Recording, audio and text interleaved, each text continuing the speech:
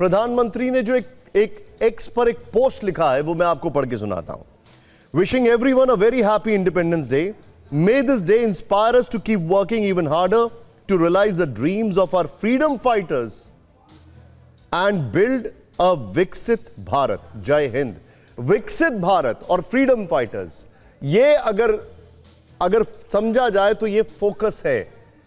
मैं सीधे चलूंगा, मेरे साथ एम्बेसडर सिंघल मौजूद है। सर, इंटरेस्टिंगली हमारे ऊपर काइंड ऑफ सैंक्शंस, टैरिफ्स लगाए गए हैं अमेरिका की तरफ से।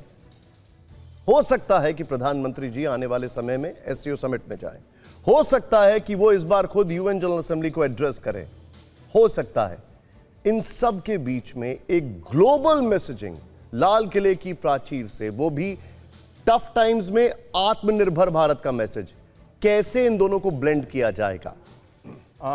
शान जी, बात ये आपने बिल्कुल सही पकड़ी है। जो मेरे ख्याल से हम जो बात कर रहे हैं कि प्रधानमंत्री जी क्या मैसेज देना चाहेंगे देश को, सबकी निगाहें रहती हैं और हर बार वो नई चीज़ बात लाते हैं।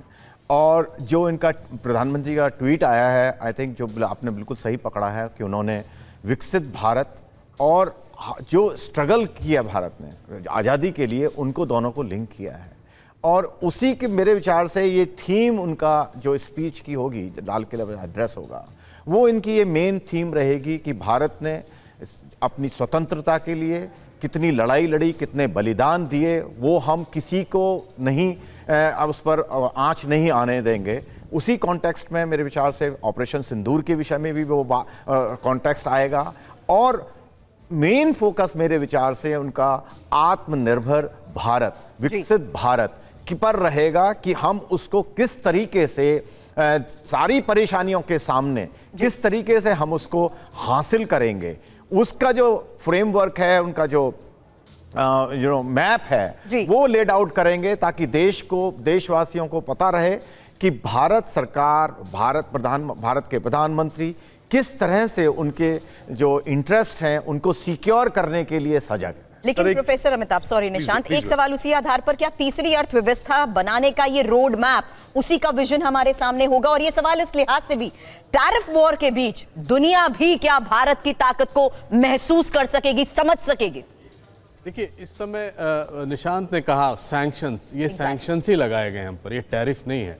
इतना प्रोहिबिटिव टैरिफ सैंक्शंस ही कहा जाता है। दुनिया में इस समय भारत जो तीसरी इकोनॉमी की आप बात करें, तीसरी सबसे बड़ी इकोनॉमी की बात करें, उसके तरफ आगे बढ़ ही रहा है।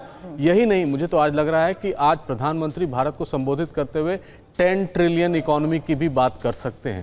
क्योंकि मैंने आने के पहले यहाँ थोड़ा रिसर्च किया, 11 साल के जो उनके स्पीचेस हैं उनको भी देखा। वो अगर आप देखें तो एक एडवांसिंग इंडिया, एक विकसित भारत की तरफ बढ़ रहा था, जो भारत उस पर उन्होंने विचार दिए थे। इस समय भारत वो स्टेज पे आ गया है कि अपने बल पर दुनिया को दिखा सके और अपने लोगों को बता सके कि अब हम वो विकसित भारत हो गए हैं और अब हम एक नई उड़ान ले रहे हैं जो 10 ट्रिलियन इकोनॉमी की तरफ बढ़ने की बात होगी। और साथ भी जो अंतर्राष्ट्रीय माहौल इस समय बना हुआ है, खासकर भारत को लेकर, उसको भी एड्रेस करेंगे। ऑपरेशन सिंदूर की सफलता के बाद प्रधानमंत्री को पहली बार मौका मिलेगा कि वो दुनिया को बता सके कि भारत क्या चाहता है, भारत क्या चीज़ है। और आने वाले समय में न कि सिर्फ जिस तरह उन्होंने थैंक किया है स्वतंत्रता सेनानियों को, अपने फार्मर्स को भी एड्रेस करते हुए कुछ बड़ी बात आज जरूर कहेंगे।